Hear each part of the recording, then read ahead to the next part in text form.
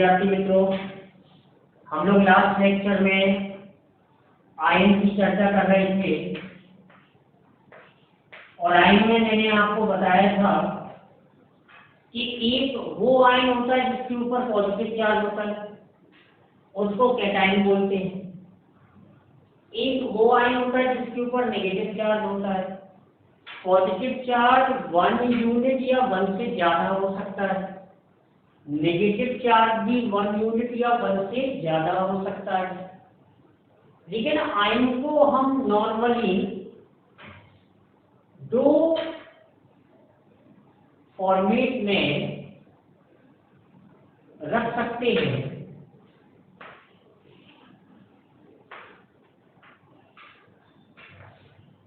एक तो सब होता है सिंपल आयन, सिंपल आयन,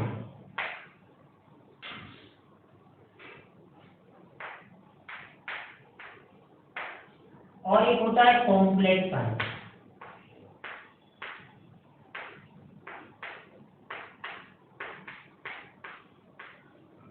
इसमें बहुत ज्यादा दिमाग नहीं लगाना है।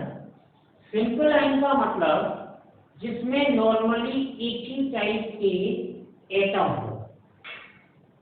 Simple ion contain one kind of atom.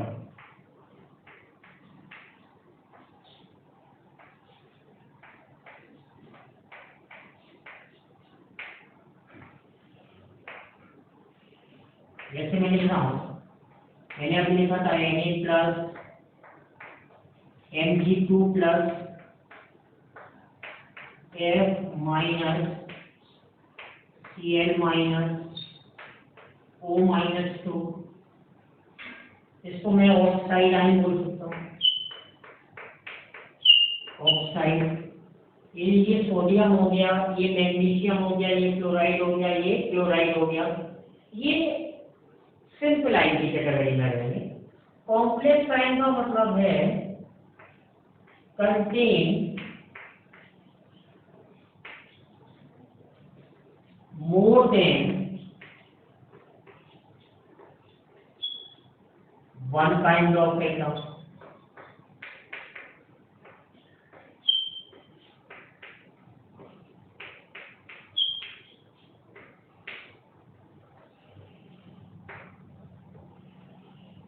जिसमें एक से ज्यादा प्रकार के क्या होंगे, एटम होंगे। देखो मैं लिख सकता हूं NH4 प्लस, इसको मैं अमोनियम बोलता हूं। अच्छा, इससे कितना पॉजिटिव चार्ज है साहब, 1, तो इसकी वैलेंसी कितनी हो गई, 1। NO2 प्लस, इसको नाइट्रोनियम बोलता हूं। वैसे तो पीडीएफ में टेबल बनी होगी, लेकिन फिर भी आप उसको और मॉडिफाई कर लेंगे, चेक कर लेंगे। NO प्लस, इसको मैं नाइट्रोसोनियम बोलता हूं।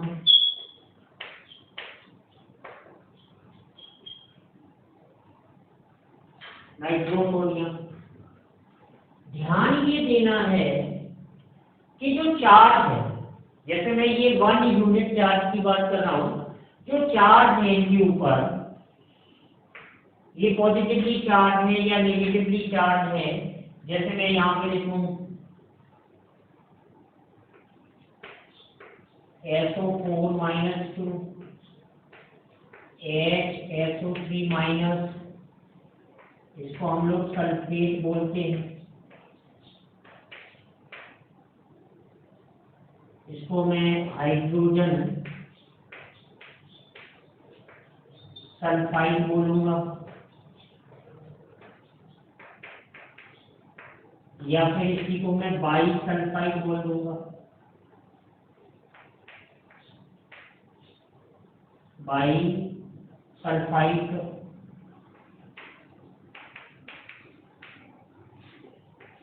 HCO3 माइनस, इसको मैं हाइड्रोजन कार्बोनेट बोल सकता हूँ।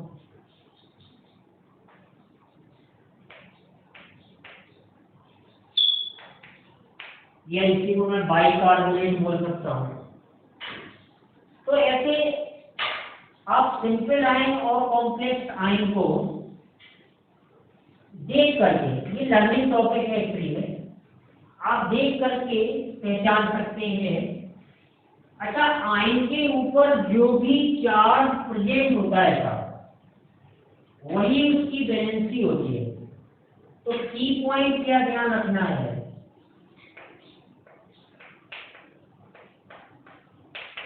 की पॉइंट क्या है कि पहला पॉइंट मैं बोल रहा हूं कि charge present on an ion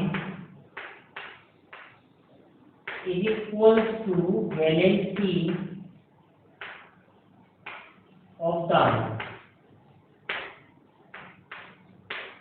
वो चार्ज पॉजिटिव हो सकता है या फिर नेगेटिव, लेकिन ध्यान ये रखना है कि आयन के ऊपर जितना चार्ज प्रेजेंट है वही उसकी क्या हो जाएगी, वैलेंसी हो जाएगी। जैसे मैंने लिखा था NH4 प्लस, तो positive charge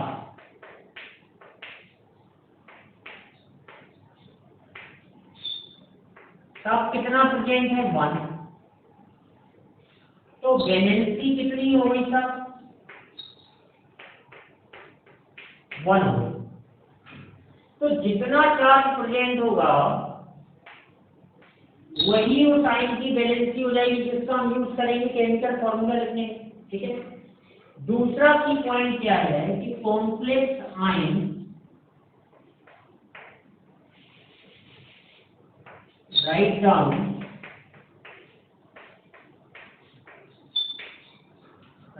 the complex ion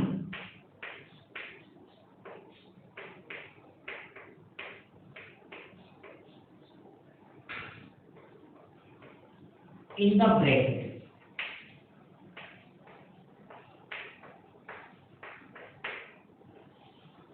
complex ion को मुझे ब्रैकेट में लिखना है।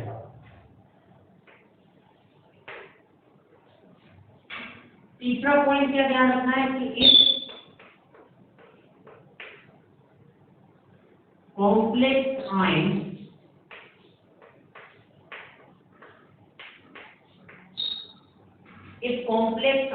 is only one type।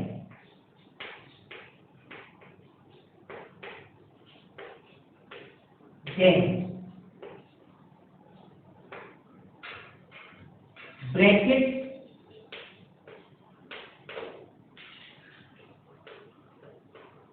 is not necessary। अगर एक ही टाइप का कॉम्प्लेक्स आयन है तो ब्रैकेट की कोई आवश्यकता नहीं है, ब्रैकेट इज नॉट नेसेसरी। तो ये आपको 3 पॉइंट मेनली ध्यान रखने हैं। जैसे मान लो इसको मैं क्लियर कर दूं,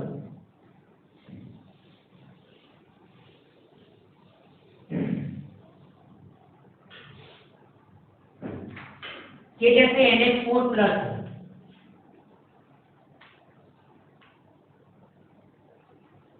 NH4 प्लस।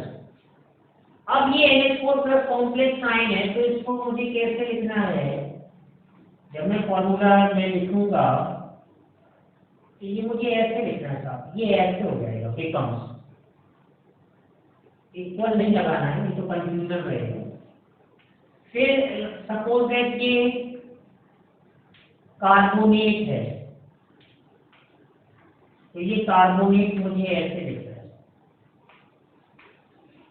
फॉस्फेट है,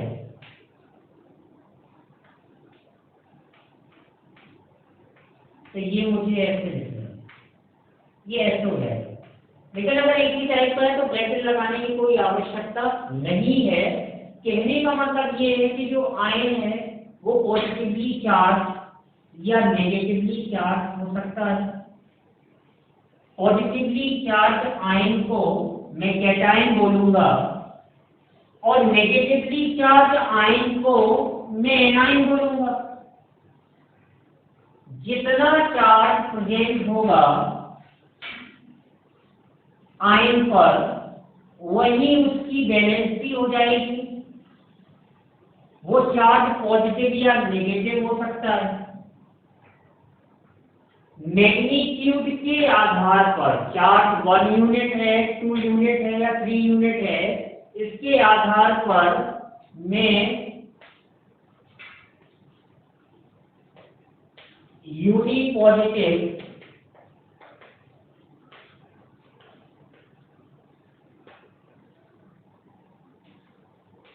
या यूनी नेगेटिव,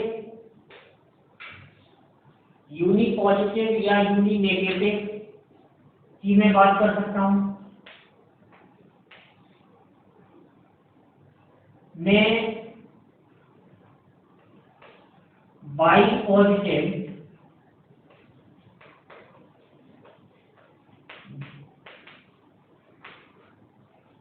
या बाई नेगेटिव की बात कर सकता हूं।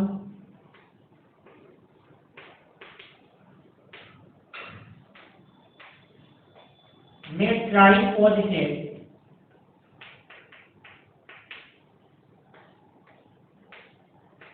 या ट्राई नेगेटिव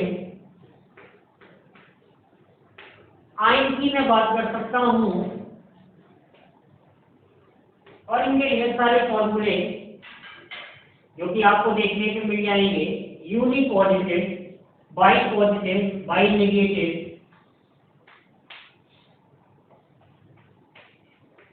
जैसे NO2 माइनस,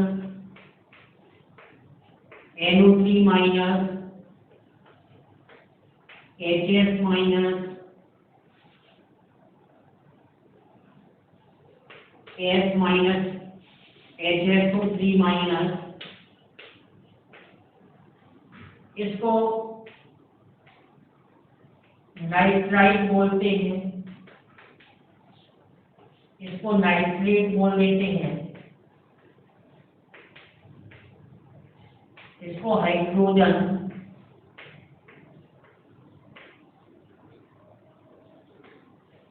सल्फाइड बोल देते हैं, इसको हाइड्रोजन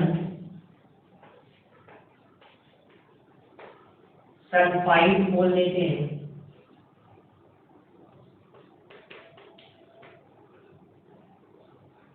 तो ये कलेक्शन आपको ये ध्यान रखना है कि ये लर्निंग प्रॉपर्टी, ये लर्निंग टॉपिक है, ये आपको ध्यान रखना पड़ेगा। और ये जितना ज्यादा से ज्यादा आप लर्न कर सकते हैं वो आपके लिए फायदेमंद होगा।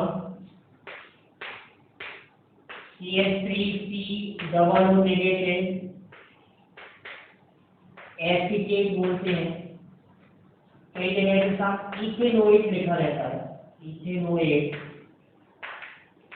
ये ऑर्गेनिक में भी काम आएगा।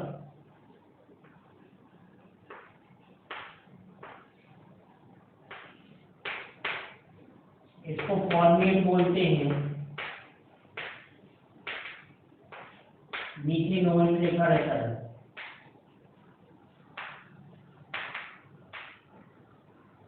तो ये यूनी नेगेटिव, ये एनाइन है। ऐसे इसको कार्बोनेट बोलते हैं, ये कार्बोनेट हो गया था। इसको ऑक्सीनेट बोलते हैं,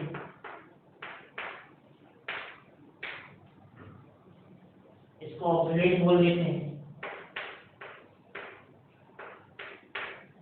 इसको फॉस्फेट बोल देते हैं। तो ये एक वोकेबलरी टाइप का है। इसमें तो ये नंबर जितने आप बढ़ाते चले जाएंगे ना उतना ही आपके लिए अच्छा होगा। तो ये आपको आयन मतलब कैटायन हुआ, एनायन हुआ, ठीक है ना। तो ये आपको लर्न करने हैं और लर्न करके ही आप डिफरेंट टाइप के जो फॉर्मूले हैं वो आसानी से आप बना सकते हैं। तो कैसे इन आयन का यूज करते हैं हम थोड़ा सा प्रैक्टिस पे चलते हैं।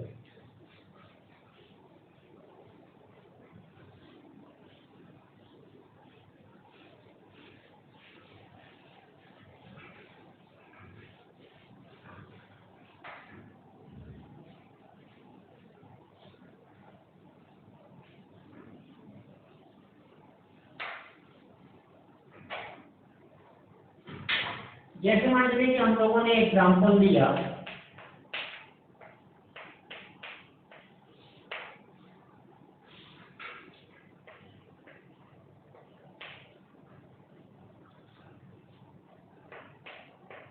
Calcium carbonate.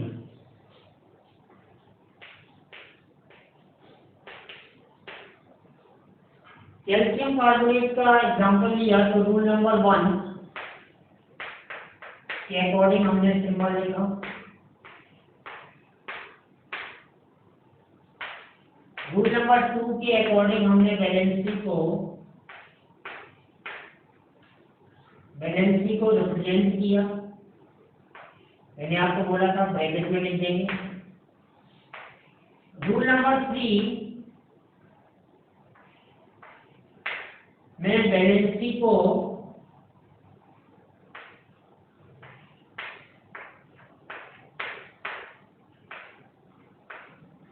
क्रॉस चेक करके लिखा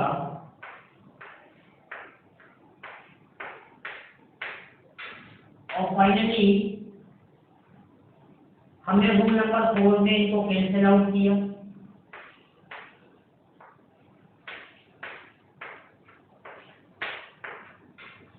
और रूल नंबर 5 में हमने फॉर्मूला लिखा कैल्शियम कार्बोनेट।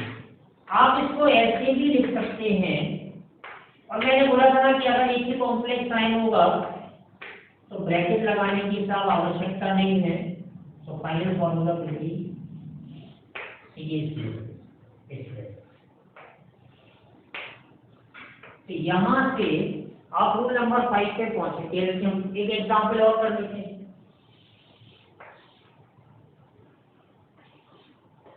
Sodium phosphate.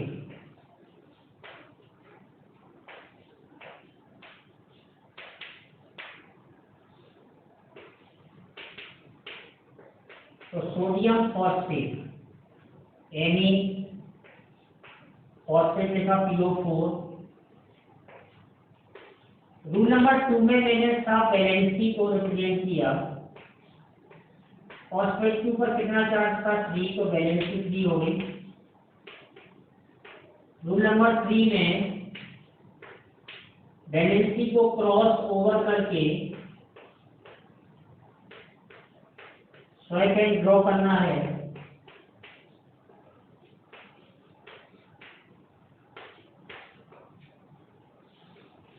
और रूल नंबर इसमें 4 नीडेड नहीं है। तो रूल नंबर 5 से सीधा हम रिजल्ट पर पहुंचे कि फॉर्मूला होगा Na3PO4। इसको मैं ऐसे भी लिख सकता हूं Na3PO4। तो ये कॉम्प्लेक्स आयन का यूज करके कैसे आपको फॉर्मूला लिखना है ये भी मैंने आपको क्लियर कर दिया। अब हम बात करते हैं आयनिक फॉर्मूला। आयनिक फॉर्मूला जिसमें चार्ज यूज होना है। जैसे हम लोगों ने वैलेंसी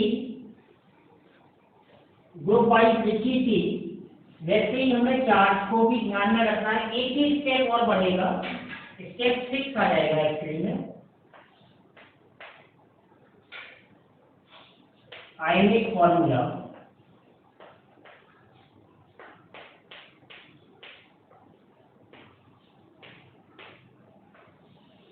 तो आयनिक फॉर्मूले में क्या ध्यान रखना है कि ग्रुप वैलेंसी चार्ज। तो ग्रुप 1 2 3 4 5 6 7 0। तो वैलेंसी 1, तो चार्ज कितना ध्यान रखना है, +1, 2 तो +2, 3 तो +3, 4 तो एज इट इज 4, 5 इधर 3 आ जाएगा तो -3, इधर 2 आ जाएगा तो -2, इधर 1 आ जाएगा तो -1, this one is 0, this one is 0। Student आप बहुत ही केयरफुल देखें, केयरफुली कि ये ग्रुप 1 की कहानी है, ये ग्रुप 3 की कहानी है, और आप देख पा रहे हैं कि ग्रुप 4 में इलेक्ट्रॉन को लॉस या गेन करने की टेंडेंसी को शो नहीं किया गया है। यहाँ पे आपको ये ध्यान देना है कि group 4 element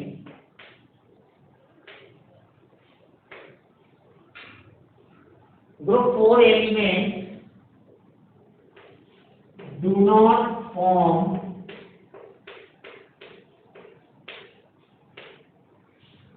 ions, that is +4 और -4। ग्रुप 4 में जो है वो आप एलिमेंट्स को देख सकते हैं कि नॉर्मली आयंस को नहीं बनाते हैं।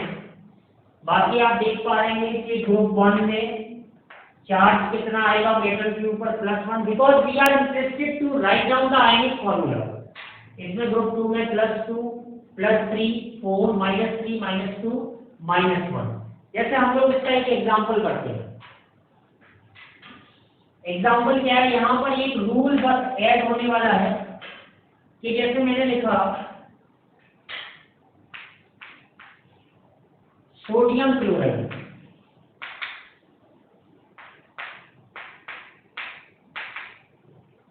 तो सोडियम क्लोराइड में जब मैं रूल नंबर 1 से 5 तक गया था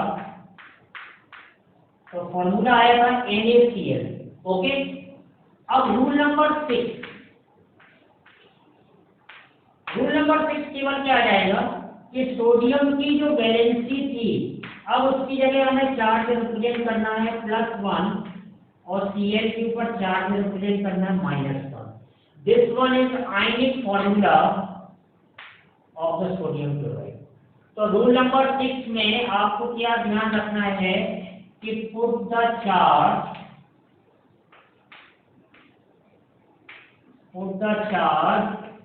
over the symbol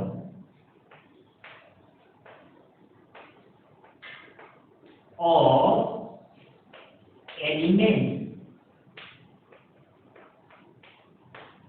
element के ऊपर आपको चार्ज रखना है और आयनिक फॉर्मूला रेडी हो जाएगा। देखो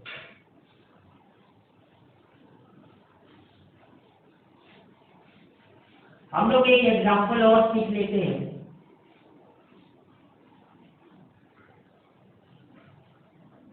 कई बार थोड़ी सी परेशानी हो जाती है, क्वेश्चन आया, हम लोग कैल्शियम क्लोराइड की बात करें।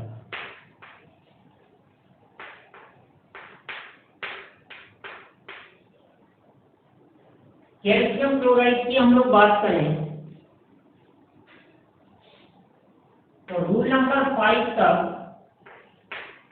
चलते हुए calcium chloride, rule number 1 to 5 तक जब हम लोग चले थे तो कैल्शियम क्लोराइड का ये फॉर्मूला हमें मिल गया था। अब रूल नंबर 6 में मैंने क्या बोला है कि आपको मेटल के ऊपर ग्रुप 2 में आया तो +2 और ये ग्रुप 7 में आया तो देखो इसके ऊपर चार्ज कितना रखना है, माइनस, और ब्रैकेट लगा देना क्योंकि ये 2 है और इस तरह से आपको रिप्रेजेंट कर देना है। ये कैल्शियम क्लोराइड का फॉर्मूला हो गया। एक एग्जांपल हम लोग और सीख सकते हैं, आयरन, मैंने रोमन न्यूमरल्स वाला केस नहीं बताया, iron 3rd chloride,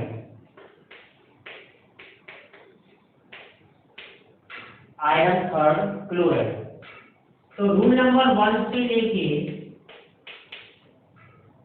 rule number 5 तक अगर मैं फॉर्मूला लिखूंगा तो क्या आएगा सब?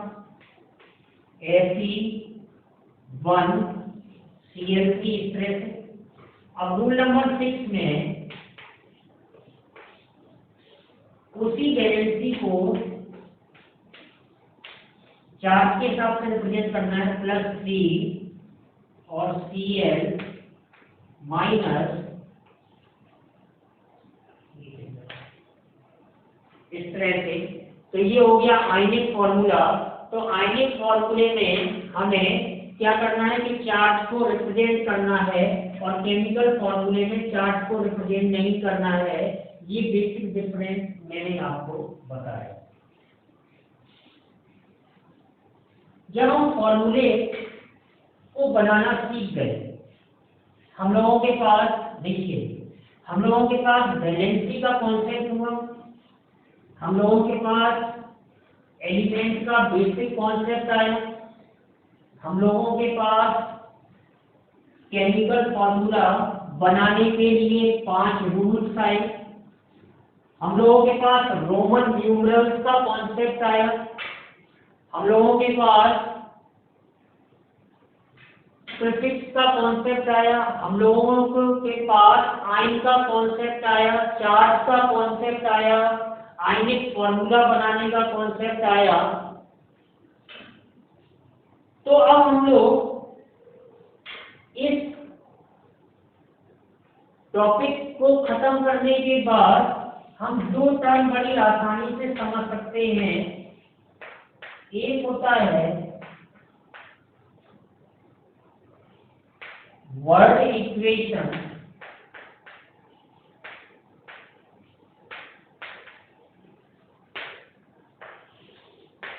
और दूसरा होता है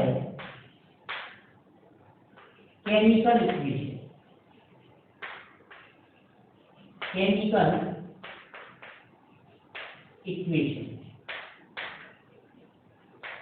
मैं थोड़ा सा दोनों को क्लियर कर दूं। हल्का सा वर्ड इक्वेशन जिसमें वर्ड लिखे हो, 2 साइड होते हैं, एक लेफ्ट हैंड साइड होता है और लेफ्ट हैंड साइड और राइट हैंड साइड के बीच में एक एरो लगा रहता है साहब। लेफ्ट हैंड साइड में रिएक्टेंट्स होते हैं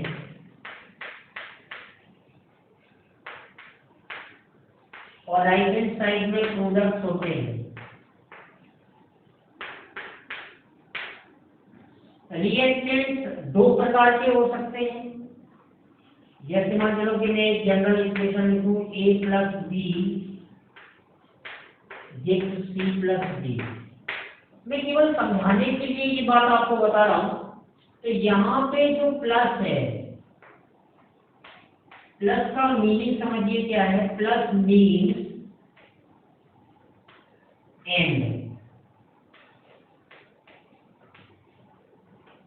प्लस का मीनिंग एंड से है, मतलब और। हमने लेफ्ट हैंड साइड में ए और बी को लिया है,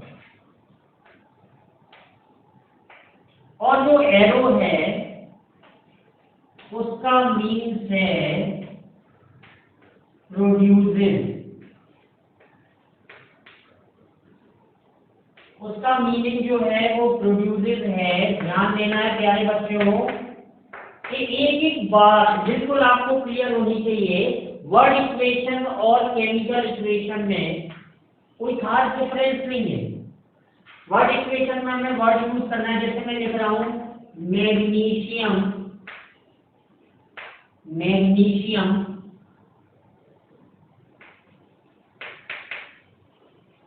प्लस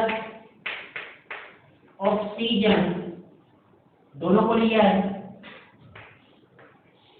और यहां लिख रहा हूं magnesium oxide. This one is word equation. Yes, केवल हमें वर्ड लिखना है। केमिकल इक्वेशन में क्या आएगा, फिर से वही चीज आएगी। Left hand side right hand side, left hand side में साहब रिएक्टेंट्स होंगे, राइट हैंड साइड में प्रोडक्ट्स होंगे जिनको मैं बनाने वाला हूं, वही मीनिंग हुआ, लेकिन रिएक्टेंट, अब रिएक्टेंट और प्रोडक्ट्स का मैं क्या लिखने वाला हूं, chemical formula, chemical formula. Products में भी क्या लिखने वाला हूं, केमिकल फॉर्मूला,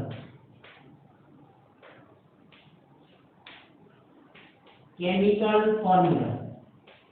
ओके, तो कहीं कोई परेशानी वाली बात नहीं है।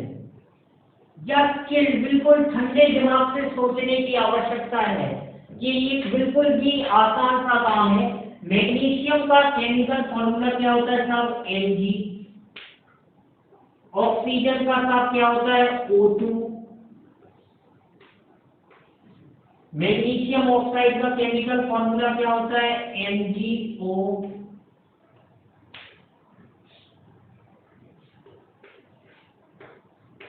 एक और एग्जांपल लिख सकते हैं, हाइड्रोजन, ऑक्सीजन, क्या बन गया, वाटर।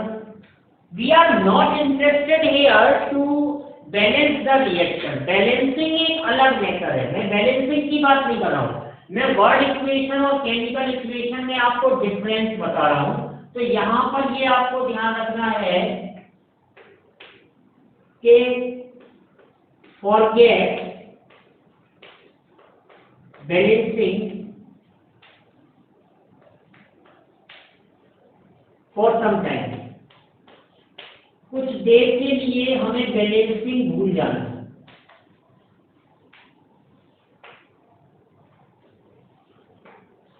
ये आपको ध्यान रखना है कि क्या डिफरेंस है वर्ड इक्वेशन और केमिकल इक्वेशन में। यहां पे मैं लिख सकता था hydrogen,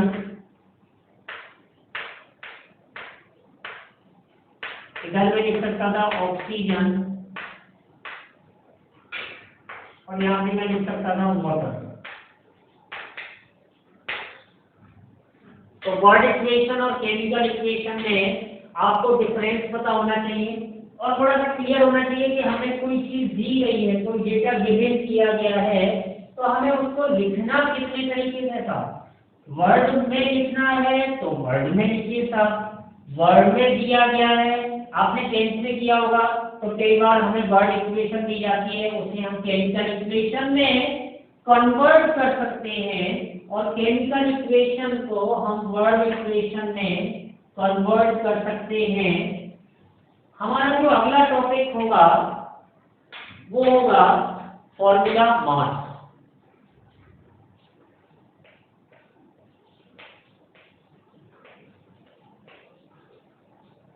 formula mass,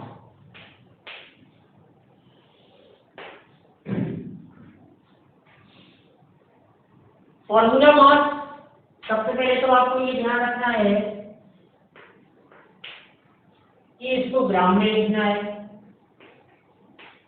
you have to write down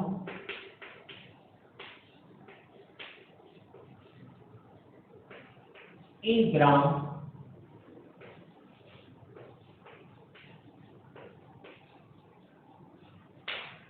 इसको आपको ग्राम में लिखना है। कौन सी बात है, कौन से पॉइंट है जो आपको ध्यान रखना है फॉर्मूला मास लिखते समय,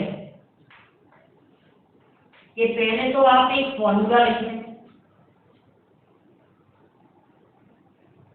कैल्शियम, write down formula।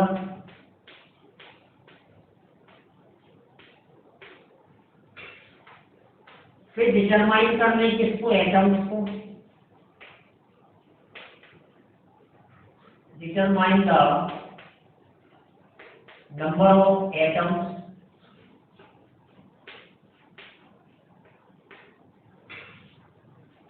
तीसरे स्टेप में मल्टीप्लाई कर दें मल्टीप्लाई बाई एटॉमिक वेट जो कि नॉर्मली गिवन होगा, multiply by atomic weight in number of atoms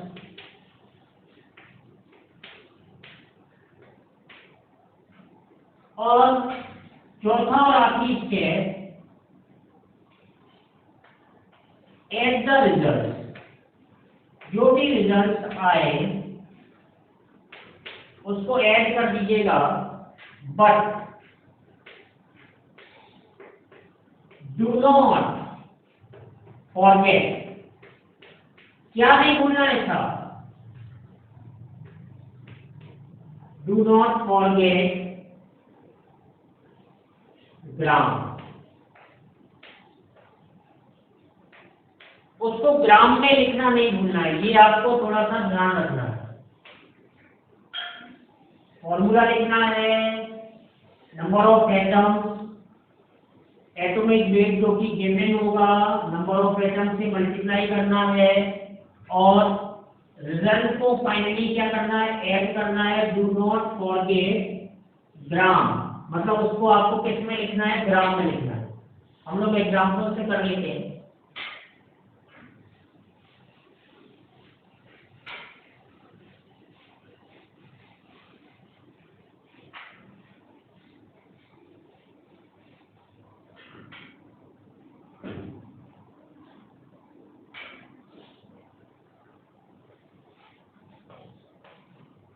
ये Cl2, this one is calcium chloride, number of atoms कितना है, कैल्शियम 1, Cl कितना है 2। तीसरा स्टेप, एटॉमिक वेट को इसको मल्टीप्लाई करना नंबर ऑफ एटम्स से, कैल्शियम का एटॉमिक वेट 40 और क्लोरीन का 35.5। फोर्थ स्टेप में इनको प्लस करना है, तो 40 प्लस 71 ये हुआ 111 ग्राम। ये आपको गिवन होगा, कैल्शियम के लिए 40 गिवन होगा और Cl के लिए 35.5 गिवन होगा।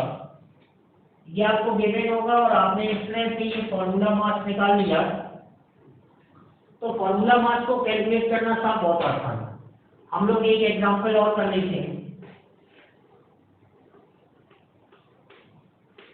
NaCl, सोडियम क्लोराइड, इसमें Na का एटॉमिक वेट दिया है 23 और Cl का दिया है 35.5।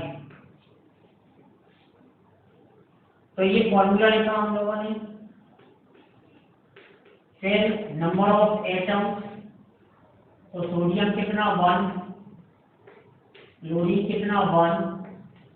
तीसरा स्टेप हम लोगों ने क्या किया, 1 into 23, 1 into 35.5। चौथा स्टेप हम लोगों ने क्या किया कि रिजल्ट को ऐड कर दिया, तो 23 प्लस 35.5 और मैंने बोला कि डोंट फॉरगेट द ग्राम, तो इसके आगे ग्राम लगा दिया, तो ये आंसर आ जाएगा 58.5। पीडीएफ में क्वेश्चन दिए जाएंगे, आप प्रैक्टिस करेंगे। ढेर सारे फॉर्मूला मास, एटॉमिक वेट आपको गिवन होंगे, कहीं कोई दिक्कत नहीं होनी है। फॉर्मूला मास आपको लिखना ग्राम में ही है, इस बात का आपको ध्यान रखना है कि फॉर्मूला मास को आपको किस में लिखना है, ग्राम में। फॉर्मूला मास के बाद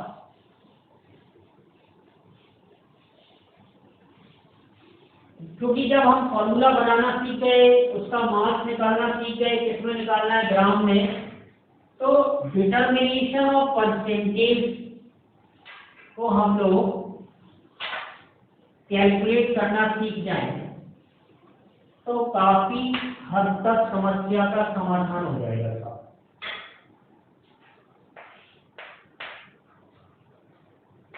determination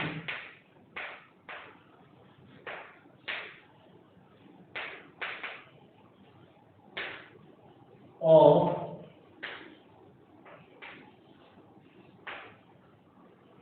percentage.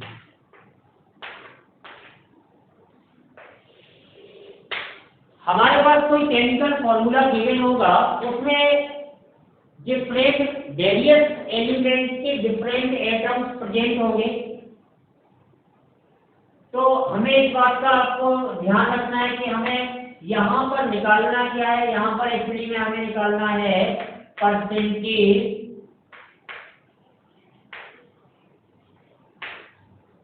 Of an element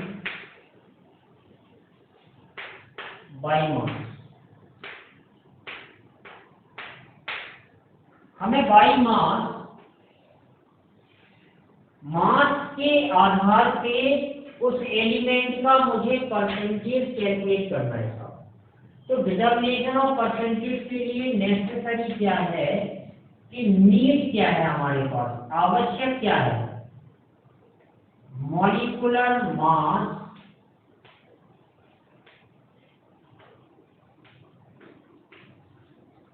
और उसी को मैं बोल देता हूं फॉर्मूला मास।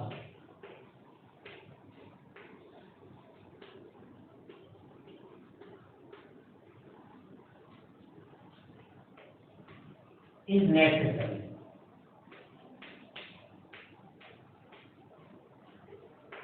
जो मॉलिक्यूलर मास है या जो फॉर्मूला मास है वो नेसेसरी है, लेकिन वहां पर हमें unit gram is not use. हमें ग्राम का यूज नहीं करना। इस बात का आपको ध्यान रखना है। तो फॉर्मूला क्या बनेगा कि percentage of an element is equals to मास, या उसी को बोल सकते हैं weight of element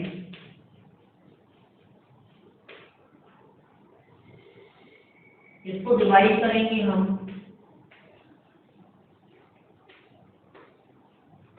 molecular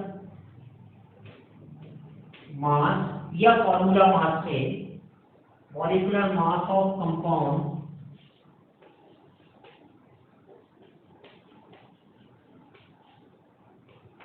into 100। जैसा कि मैं आपको बोल रहा हूं कि ग्राम इज नॉट यूज, मतलब इसमें ध्यान ये रखना है बेसिकली कि यूनिट यूज नहीं करना है। Unit is not used। उसमें हमें यूनिट का यूज नहीं करना है, केवल हमें परसेंटेज को क्या करना है, रिप्रेजेंट करना है मास या फिर वेट ऑफ एलिमेंट। क्योंकि यहाँ पे हम केमिस्ट्री पढ़ रहे हैं तो मास या वेट आपको पता होगा, और मॉलिक्यूलर मास से हम डिवाइड करेंगे इनटू 100 करेंगे तो परसेंटेज डिटर्मिनेशन और परसेंटेज निकल के आ जाएगा। हम लोग एक क्वेश्चन से इस बात को क्लियर कर सकते हैं। अभी हम लोगों ने एक फॉर्मूला बनाना सीखा था कैल्शियम कार्बोनेट। अगर हम लोग कैल्शियम कार्बोनेट की बात करें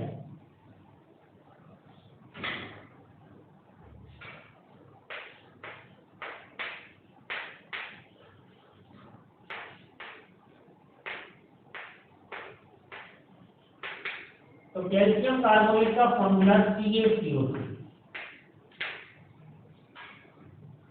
अगर इसका मॉलिक्यूलर मास या फॉर्मूला मास जिसको बोलूं, अगर मैं डायरेक्ट निकालूं तो ये 1 × 40 ये गिवन होगा, प्लस 1 × 12 प्लस 3 × 16। यूनिट लिखनी नहीं है तो मैं इसको लिख रहा हूँ 100। ये कैल्शियम के लिए आपको गिवन होगा 40, कार्बन के लिए 12 वैसे भी ये आपको याद हो जाएंगे, एक दो बार जब क्वेश्चन को करेंगे। तो ये 100 आया मॉलिक्यूलर मास। अब सपोज दैट मुझे परसेंटेज ऑफ कैल्शियम निकालना, तो मास ऑफ कैल्शियम साहब कितना है 40 डिवाइड बाई 100 इंटू 100, ये कितना हो गया 40% हो गया। परसेंटेज ऑफ कार्बन 12/100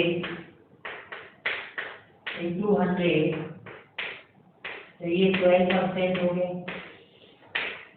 ऐसी सिमिलरली अगर मैं ऑक्सीजन निकालूंगा, परसेंटेज ऑफ ऑक्सीजन ये आ जाएगा 48 डिवाइड बाई 100 इंटू 100, तो 48% हो गई। तो परसेंटेज कंपोजिशन में ऐसे बोल सकता हूँ, कैल्शियम कार्बोनेट के 100 पार्ट्स में था, कैल्शियम कितने परसेंट हुआ 40%, कार्बन कितने परसेंट हुआ 12%, और ऑक्सीजन कितने परसेंट हुआ 48%। ध्यान ये रखना है कि मॉलिक्यूलर मास या फॉर्मूला मास जो भी हम यूज कर रहे हैं उसका केवल हमें मैग्नीट्यूड यूज करना है, हमें यूनिट यूज नहीं करना है। तो हम लोगों ने केमिकल फॉर्मूला बनाना सीखा, हम लोगों ने रोमन न्यूमरल्स के चलते, कॉम्प्लेक्स साइन के चलते आयनिक फॉर्मूला लिखना सीखा, word equation, chemical equation, formula, mass, determination of percentage. तो क्वेश्चन इनकी प्रैक्टिस करेंगे हम लोग और फिर आगे की बात करेंगे। ये हम लोग चर्चा कर रहे हैं उन चीजों की जिनका बहुत बड़े स्तर पे कई जगह यूज होता है, और इसीलिए हम चर्चा कर रहे हैं केमिस्ट्री फाउंडेशन।